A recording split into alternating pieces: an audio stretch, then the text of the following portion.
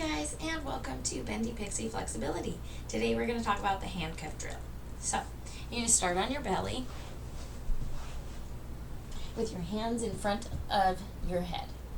You're then going to pull your elbows back and together, rotating your arms and bringing your hands back behind your back like somebody's trying to handcuff you. Then we're going to bring them back around and to the top. Ideally, try to keep your arms off the ground throughout the entire motion. All right, let's go for 10 of these. Ready? 1, 2, 3, 4, 5, 6, 7, 8, 9, and 10.